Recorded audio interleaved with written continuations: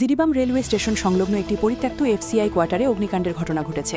আগুন লাগার সময় কোয়ার্টারটি ফাঁকা ছিল, তাই এই ঘটনায় কোনো হতাহতের খবর পাওয়া যায়নি। কোয়ার্টারটি বহুদিন ধরে পরিত্যক্ত পড়ে থাকায় আগুনের সূত্রপাত ঠিক কিভাবে হয়েছে তা এখনও নিশ্চিত নয়।